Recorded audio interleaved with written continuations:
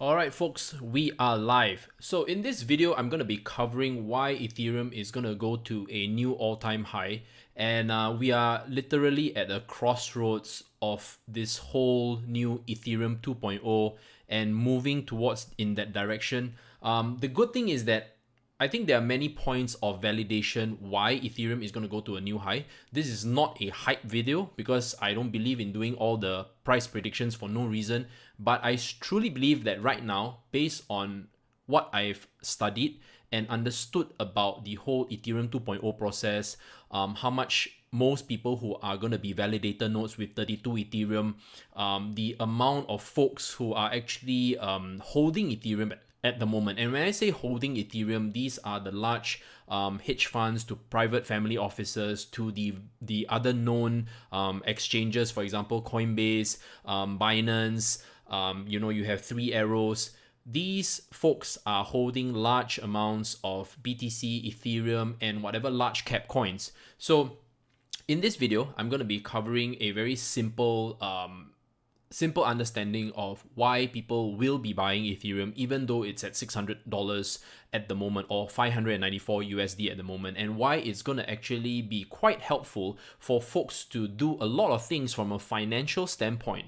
And it's going to be a 2-year lock-in. So just take note that if you are planning to be a validator node, or you're planning to so-called stake your 32 Ethereum, which is currently valued at around 19,000 US dollars, of course, you are going to get a decently attractive APY or annual premium yearly, right? So that annual premium yearly is so-called like a interest that you're going to be getting in the form of Ethereum. So this 15% to anywhere from 15 to 20% is very attractive compared to what the banks are offering at this very moment. Because from a very simple standpoint, there are accounts out there or mortgages out there that bundle together with a fixed deposit or an account that allows you to have basically an account. If you have, okay, look, if you are someone who has a lot of liquid cash after purchasing your property,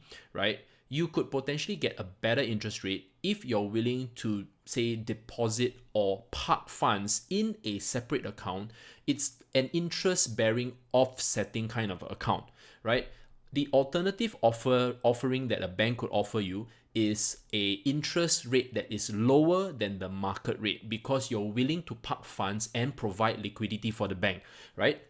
So it usually falls in these two categories. Now, if you are someone who is having that liquid cash at the moment, you are going to consider probably one of these options. Now take note, of course, naturally, when you are staking Ethereum from a validator node perspective, you have to more or less be an active online validating node. You can't like turn on and off as you please, okay? And like I said, the lock-in is 2 years, okay, minimally.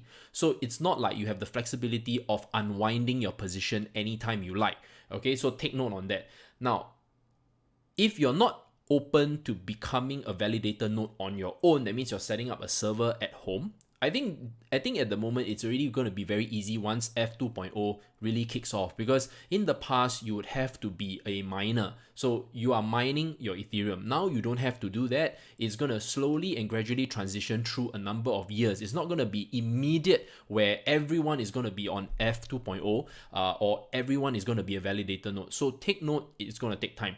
Now the next thing is that once you start and now if you are deciding to stake, apparently exchanges are giving you that availability. So if you notice, if you're using Binance, if you're going to be using Coinbase, you're going to be using Gemini, more or less they're going to provide this service to you. So it's going to be very simple, and it already states clearly that if you are going to be doing this, the lock-in is 2 years or more. You are going to be obviously earning your Ethereum based on whatever kind of payout they're going to be doing. It could be monthly, weekly, or whatever, but more or less I think they're going to do the settlement monthly to quarterly to even yearly. So that's the good thing, right? As long as you have the flexibility of cashing out or paying off, or cashing out your Ethereum, the interest portion, I think it's pretty good, right? So right now, if you are having, and this is really from a finance standpoint, like I said, it's not like I'm giving you any financial advice, it's just how I kind of see it.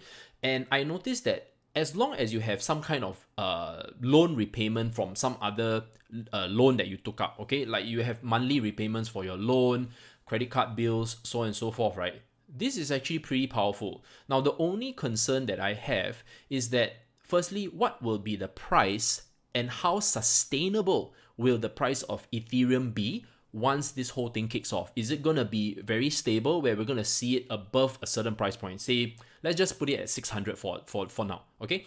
Let's say as long as Ethereum is going to stay stable at 600 Ethereum per, 600 per Ethereum, I think the interest is going to be very attractive. So let's say we talk about 32 Ethereum. We're going to do this magic number because it's just going to be 32 Ethereum to be a validator node.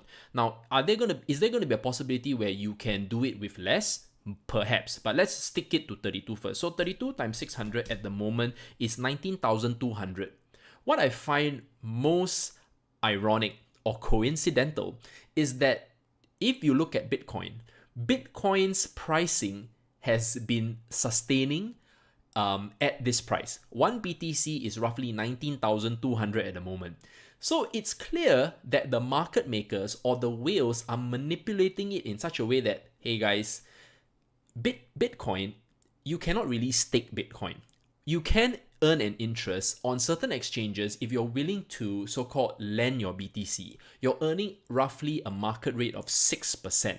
But if you're willing to swap, that means you change out or at least exchange 1 BTC for 32 Ethereum, which is so ironic that everything is so coincidental, you are gonna get double the interest. In fact, more than double, because even with the difficulty and the almost fully subscribed Ethereum to kickstart, right? Because apparently you need to kickstart the whole Ethereum 2.0 with at least, I think, 500 over 1,000 Ethereum stakes. Maybe it's 900,000. I can't remember whether it's 500,000 or 900,000. Anyway, it's already going to kick off. So that being said, you're gonna earn double, right? With that ability to earn double, people be like, okay, cool. I don't want to lose out on. Okay, so there'll be two schools of thought. One, you want to hold BTC, and well, fair enough. You might want to suck it up and get that 6% and lend out and stay in BTC, right? Let's say you don't really care about what Ethereum does. Now, the potential here is that you're going to get double. So it's going to be a balancing act that you might have to do. Now, there are folks who have bought their Ethereum from a very long time ago, since 2016, for example, like myself, that has purchased Ethereum since it was $9 US. So my capital at risk is very low, guys. We're talking about less than $300 US, okay? But let's talk about 2020 prices. 2020 prices, your total capital outlay is $19,200, okay? So bear in mind, you are going to have to accept whatever market volatility for the next 2 years, okay? At the same time, when you cash out on the amount that is being paid back to you, not your capital, but what is being paid to you for being a validator node, whether you're doing as an individual or you're doing it via the exchange, okay? Bear in mind that all these interest, although the interest rate can be relatively consistent, but it could go up or down depending on how many people are staking at the time. But you can kind of be rest assured that for at least the next 2 years, whoever has committed to be a validator node cannot pull out. So there should be a consistent increase there should be a consistent increase in demand, because no matter what, right, as long as I feel that you can provide or give an investor a 2-digit APY, that is very attractive already. So the main key thing is people want to know that if I am just going to be buying and holding, firstly, as long as it crosses 1 year, it falls under long-term capital gains tax. Okay, it will no longer be short-term capital gains tax. So it's perfect for people who want to stay invested. Now, speculators, traders, I don't really think they're going to be too They're not going to do it, right? Because I know for a fact that people who know how to trade will always easily beat 15% per annum. In fact, some folks like myself easily do 15% or more per month. There's no way that I will really want to do this. The reason why I'm kind of sharing all this with you is for the fact that I know that people don't have the time to trade. Neither do people really want to experience that volatility all the time. But that's just me. I'm sharing from the standpoint how I see this and why Ethereum will only continue to trend upwards. Don't forget, if you have MicroStrategy, so check out this company. MicroStrategy recently purchased a huge bunch of BTC, right? They are banging on the long-term growth of Bitcoin. Same thing, once Ethereum becomes Ethereum 2.0, it's gonna do roughly the same thing. Just think of it as gold and silver, right? When gold hit 2000 USD, pretty much that's the all-time high. But when you look at silver, silver is just so undervalued at the moment in comparison to gold, right? And both have their use cases. Same thing, Ethereum also has its use cases that is going to be it's going to be in demand, guys. So there will be folks and companies that have a lot of reserves who are going to jump on board, right? So imagine the supply in the market is not going to be a lot. Okay, let's just face it, it's a fixed supply, meaning that there's only going to be an X amount of Ethereum. So once this whole chain kicks off, you're going to see the demand start to pick up. You're going to see people start buying whatever Ethereum they can, right? It's just like that. So the past 2 years, when Ethereum was anywhere from 150 to 200, right? And then for maybe this good part of the year was 300 to say 400, okay? People who have been away from the market too long are actually pretty shocked right now that where Ethereum and Bitcoin are. You know, and like I said, you can't really blame anybody because the bear market has been very brutal, right? It's not like people do this full time like myself. You know, it's not like everyone needs to look at the market. They're always busy doing their own thing. So hence, when I look from the standpoint from my investors, you know, my clients who are looking at this space, I tell them based on what they need. So to me, when I tell them, look, if you have around 20k USD to set aside and kind of offset to kind of test it out, this is going to be very powerful because you're going to get roughly an interest of per year $2,880. Okay, let's assume that the 15% is stable for now, and that's what you're going to be getting. So 15% of 19,200 is about $2,880. $2,880 can offset quite a bit of interest payments, you know.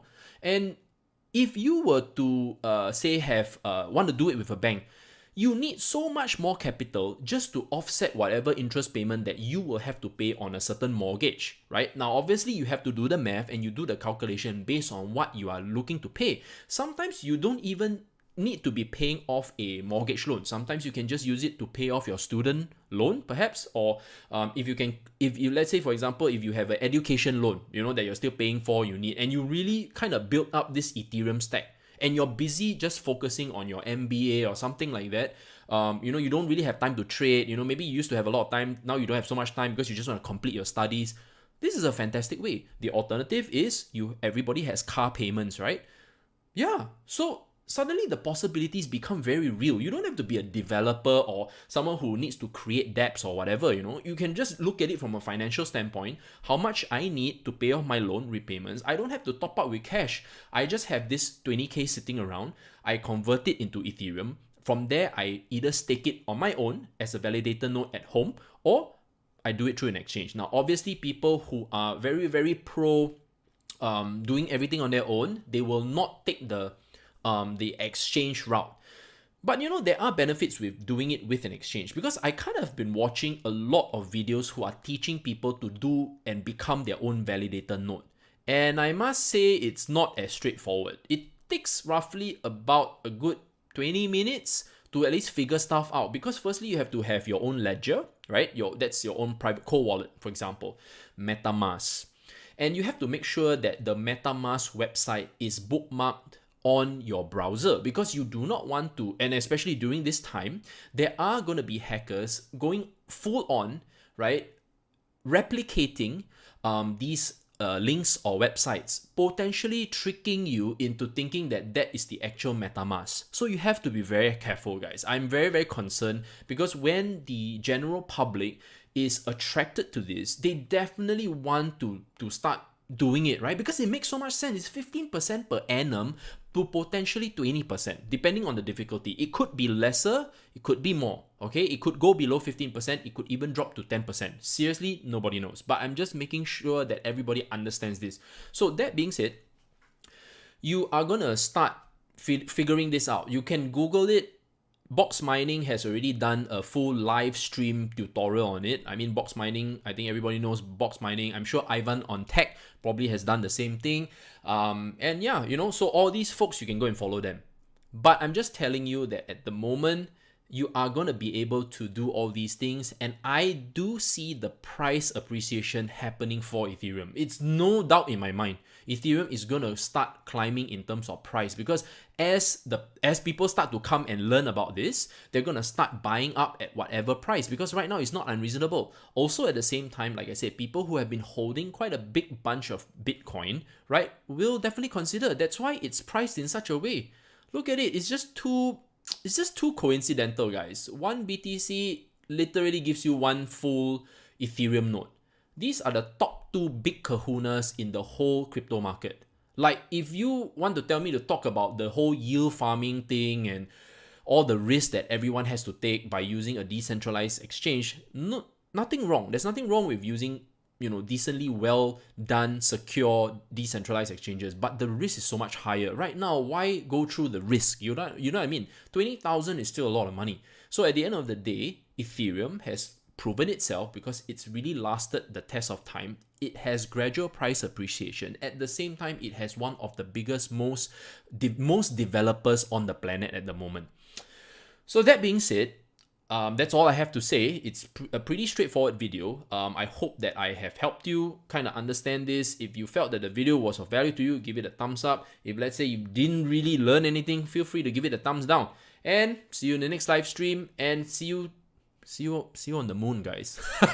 See you on the moon.